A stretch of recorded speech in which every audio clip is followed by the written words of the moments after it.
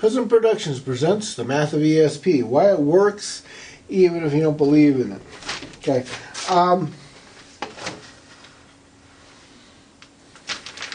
try and say this without trying to be too dang long about it, but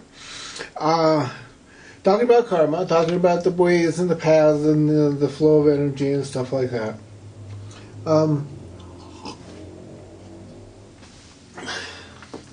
Trying to get you to understand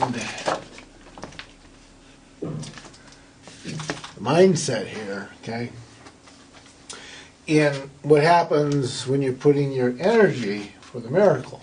Okay, now, we get to pick on this good old book again. Revelation's in here, okay? Hell and horror and all kinds of bad endings and misery and all kinds of stuff. Okay, it's related to you as a dream in here. Okay, if you read this whole Revelation, sit down front to back, most of it is about a series of dreams. Okay,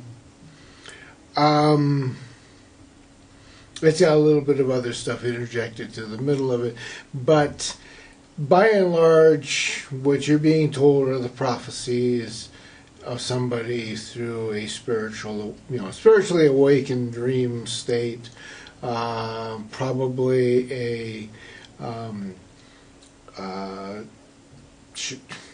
what a time to be dyslexic again. A lucid dreamer. There we go. Lucid, the word I'm trying to find. A lucid dreamer, a person that's aware in their dream state that they're actually there. They have a personality. They have all of their being. Sometimes you inhabit a body. Sometimes you don't. You can travel to the spiritual realm. That's where I do a lot of my contact work and stuff with, is through these dream states. But when you start having prophetic dreams, you will immediately be aware that there's always a energy of other present. And the only reason I can say other is because I can't really define what it is otherwise, okay?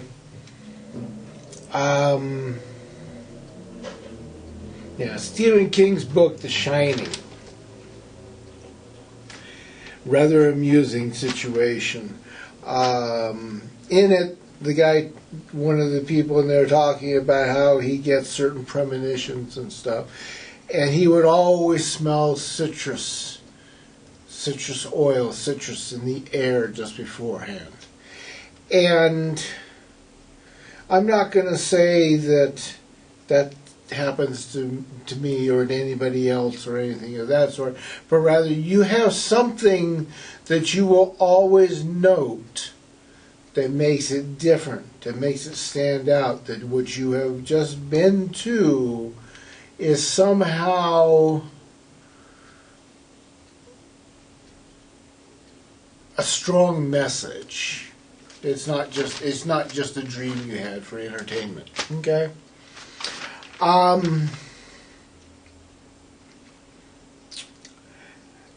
i.e. me, getting my white stone. I knew the Christ entity, I knew what was going on there and all of that. The fact that it told me about something I had never read, I was never aware of, I knew nothing about, and would actually take me almost 10 years to come to terms with having it, and never told a single person anywhere for any reason for 28 years. And the only reason human beings now know that I carry it is because somebody got arrogant in my face, a Christian at that, a Christian lawyer, and basically I put him in his place, and I got tired of his mouthing off about how great he was as a Christian. I said, excuse me, dude, but I happen to be good buddies. If I walk into the bar and Christ is there, I'm going to be sitting down buying him a drink and laughing and joking with him. I'm not going to be one of the guys sitting there trying to wash his feet or bow down and pray to him. I would be pulling up a table in heaven last with the Christ entity. Right? So yeah, that puts a little bit of a different turn on it. And especially when you look at it from 30 years down the line. Okay, 1987 that happened to me. Okay, for 28 years, not another single person anywhere on this planet ever knew anything about it. The closest I ever came was trying to tell my son once, and I used telepathy and found that it was blocked. It wasn't allowed. And I had to go look back at it, and that's when I started realizing some of the rules involved in that little passage, and started putting a few bits and pieces together that it was more than what I was looking at. Okay. The same thing happens when you look at Revelations. When you stop and realize that the Bible is just one of a couple religions that are, shall we say, world famous. They're out there and they're known in various bits and corners of the planet. They've been around a long time, whatever. Okay. I don't think you can find one of them that doesn't have a pretty pitiful ending in it somewhere.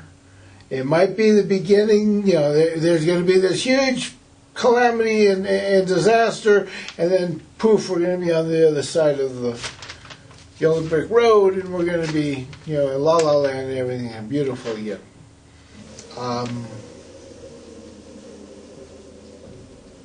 You got.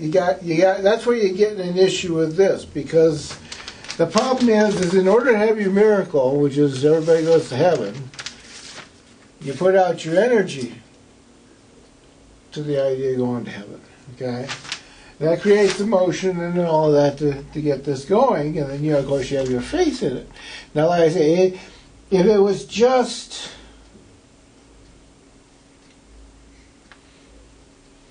one little Indian in one little corner, and I don't even want to use Indian there, but one little white boy sitting there in the corner reading his Bible and dreaming about hell and damnation being necessary for it all coming to an end. That'd be one thing. But we're talking about half the population of a planet basically believing in that one particular book in some way, shape, or form.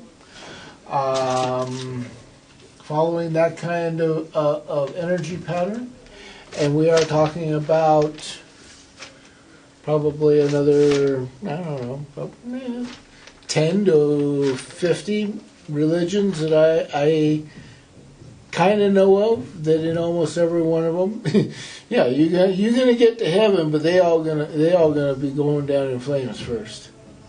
Even Buddhism, while Buddhism says there's enough room for everybody, Buddhism sits there and says, well, yeah, most of the people aren't going to make it this lifetime. It's going to take you a few lifetimes. Don't worry about it. Just keep meditating.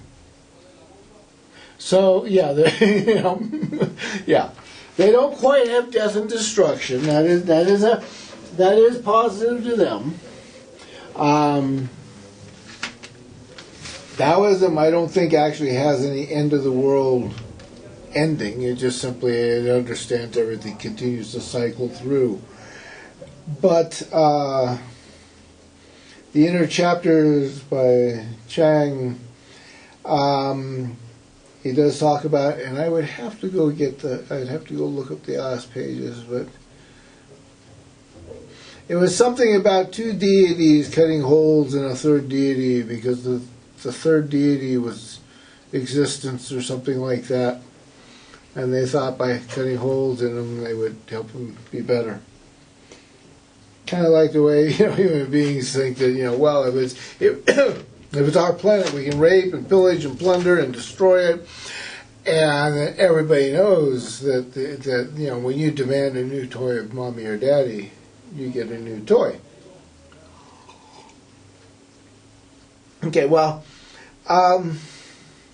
Let's face it, the spoiled, rotten child is the absolute abomination that arrogance becomes.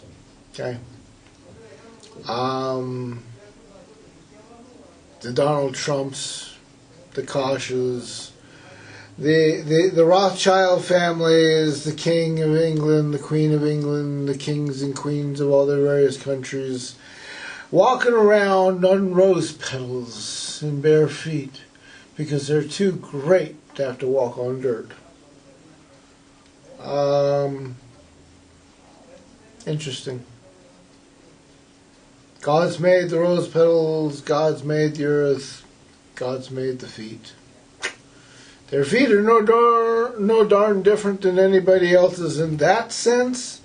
Yeah, they might have a bunion, they might not have athlete's feet, you know, they might have athlete's feet, they might have, there's 1,000 different things possible, okay? I'm not belittling that end of it. I am just saying that on the average, the base level, no king or queen is any greater than any other human being on the planet for any reason.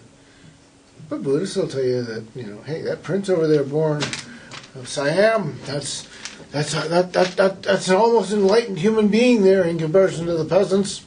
He's much greater than they are. No. So you see how you get this absolute, and you got the bad guy, you know, A and B, assholes and bad guys. You got A here, and you're absolute. You're going to go to heaven and everybody else is going to die. You want A. You got all that energy going that way. The bad guys all going to die. So what happens? You get A plus B. You get A plus B. All you die, all these die. What's happening on your planet right now? You're literally carving all life out of it. You've upset everything you possibly can. You've argued that there's no way that any human being could possibly be resulting in anything that is going on with the damage to this planet. Absolute arrogance, a spoiled, rotten child. I didn't break it, Mommy. It fell on the floor by itself. Well, yeah, okay, so the floor was 400 feet below it, but, yeah. Okay. The absolute arrogant person does not care how many lies they tell or how often they have to tell it. They simply demand that you listen to it. You don't listen to it, they usually have some kind of painful answer, just like these people had inquisitions, witch burnings, crosses, crucifixions, people stuck with hundreds of arrows, buried under rocks. Yeah, if you want to know how to kill somebody, go read the history of the four books of the Bible. Jews, Christians, Catholics, and Muslims. I guarantee you won't find any weapon in any other country nastier than what those four countries have come up with over the millenniums and years. So, yeah, think about it. Where's your energy going?